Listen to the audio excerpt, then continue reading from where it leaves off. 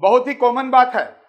आज जब आप अपने शेयर को बेचते हैं या म्यूचुअल फंड को बेचते हैं, जितने भी पब्लिक हैं जब भी अपने शेयर या म्यूचुअल फंड को बेचते हैं तो वो सोचते हैं कि इसमें हम लोग लॉन्ग टर्म कैपिटल गेन कैसे निकालेंगे। तो अगर आप भी इससे कंफ्यूज्ड हैं तो अभी आप सिर्फ 5 मिनट मेरे को दीजिए। 5 मिनट में अगर आपने अपने शेयर को बेचा है तो उसका कैपिटल गेन कितना आएगा लॉन्ग टर्म, या अपने अगर म्यूचुअल फंड को बेचा है तो उसमें कैपिटल गेन कैसे आप कैलकुलेट करेंगे। किसी के ऊपर डिपेंड नहीं होना है। स्टूडेंट्स तो करते ही हैं, लेकिन मेन तो हम लोग करते हैं कि कैसे हम लोगों ने शेयर बेचा तो उसके ऊपर लॉन्ग टर्म कितना हुआ। हमेशा कंफ्यूजन बना हुआ रहता है। अभी उस कंफ्यूजन को दूर करेंगे। देखिए गवर्नमेंट ने क्या किया, एक न्यू स्कीम लेकर आया, यानी एक नया कानून लगाया, एक नया सेक्शन लाया under section 112A, taxation of long term capital gain on sale of equity shares and mutual fund. Mutual fund या अगर आप शेयर बेचते हैं तो उसके ऊपर लॉन्ग टर्म कैपिटल गेन कैसे कैलकुलेट करेंगे। पहले तो इंडेक्स के करते थे, इंडेक्स को हटा दिया गया।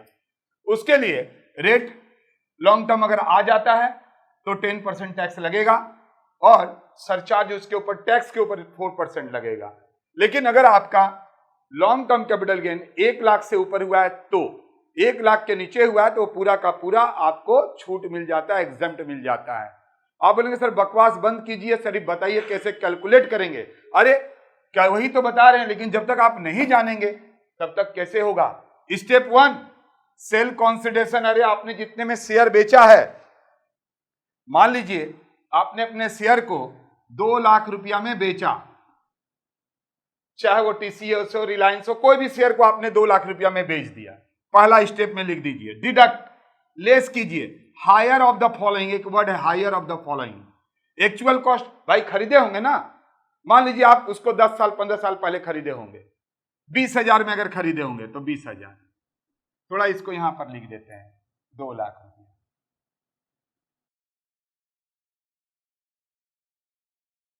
अब फेयर मार्केट वैल्यू एफएमवी 31 जनवरी 2018 का दिया रहेगा। अब बोलेंगे सर कौन देगा?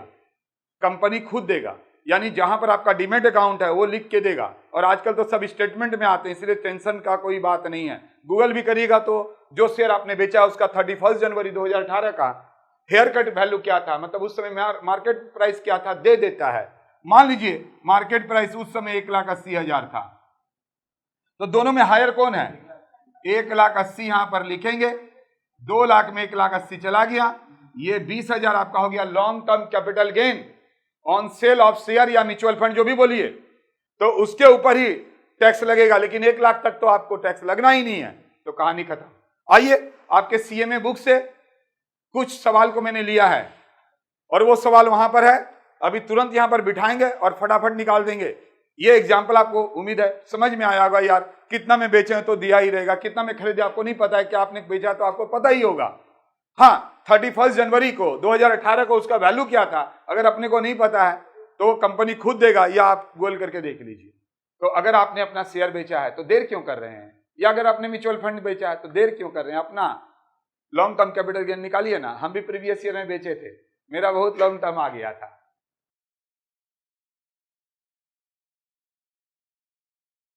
पहला सवाल ध्यान दीजिए, सिनेरियो 1 यानी सम्स नंबर 1 दिया हुआ है। सम्स नंबर 1 ध्यान से देखिए और बातों को समझिए।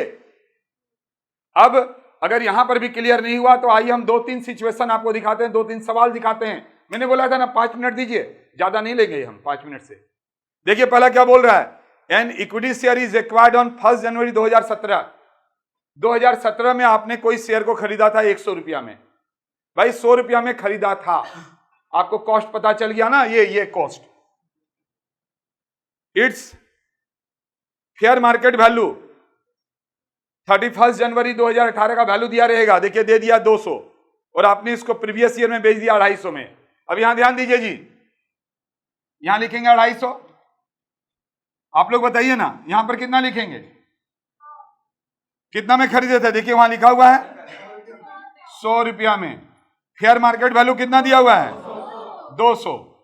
अब देखिए यहां पर हायर कौन है, क्या हुआ, कितना में बेचे, दे दिया था सम्स में, कितना में खरीदे हैं सम्स में दे दिया था, क्योंकि आप बहुत पीछे से खरीदेंगे तो आपको कॉस्ट पता रहता है। लेकिन 31 जनवरी को फेयर मार्केट वैल्यू सम्स में दिया रहेगा, जैसे अभी प्रॉपर्टी का दिया रहता था, वैसे यहां पर फेयर मार्केट वैल्यू दिया रहेगा। प्रॉपर्टी में 1 अप्रैल का दिया रहता था 2001 का, यहां पर दिया रहेगा 31 जनवरी 2018 का। दोनों में जो हायर होगा आ गया कैपिटल गेन। पहला सवाल खत्म, आइए दूसरे सवाल में चलते हैं।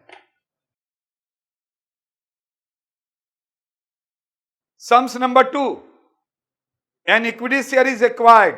आपने एक शेयर जनवरी 2017 में ही खरीदे थे 100 रुपया में, ठीक है, 17 का बात है, बट हमको तो 31 जनवरी 2018 में फेयर मार्केट वैल्यू देना चाहिए।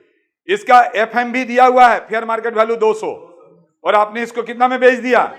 150 में। तो देखिए आपने बेचा, स्टेप 1 150, यहां लिखेंगे 150। कितना में खरीदे थे? फेयर मार्केट वैल्यू कितना है? 200। अब देखो दोनों में हायर कौन है?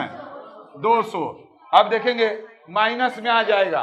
हम लोग को हमेशा नील लिखना चाहिए, या माइनस अगर 50 लिखते हो तो ये कैरी फॉरवर्ड होता है। आगे कैरी फॉरवर्ड हम लोग इस लॉस को कर सकते हैं, एक चैप्टर है कैरी फॉरवर्ड, वहां पढ़ेंगे। बट ऐसे जब आएगा आप नील भी लिख सकते हैं, -50 भी लिख सकते हैं। सम्स नंबर 3 क्या बोल रहा है? फटाफट देखो।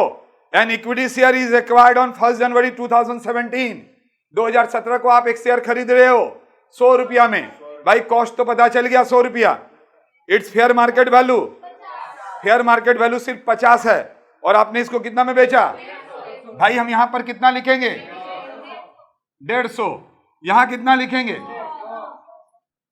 यहां कितना लिखेंगे? दोनों में हायर बाहर जाएगा।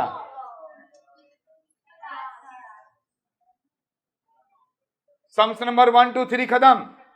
और उम्मीद करते हैं कि जब भी कभी शेयर का कोई सवाल आएगा, और अगर आपने 31 जनवरी, ये लास्ट वर्ड की तरफ ज्यादा ध्यान दीजिएगा। अगर कोई शेयर को आप 31 जनवरी 2018 के बाद बेचे हैं, कोई भी शेयर आप 31 जनवरी 2018 के बाद बेचे हैं, या म्यूचुअल फंड 31 जनवरी 2018 के बाद बेचे हैं, तो यार 18 के बाद ही तो बेचेंगे, क्योंकि मेरा प्रीवियस ईयर तो आप समझ ही गए कि 21-22 हो जाएगा। तो जरूर से हम लोग 18 के बाद बेचे हैं, उस समय आप इसको यूज करेंगे लॉन्ग टर्म कैपिटल गेन निकालने के लिए, चाहे वो शेयर हो या म्यूचुअल फंड हो। तो फिर मिलते हैं नेक्स्ट वीडियो में।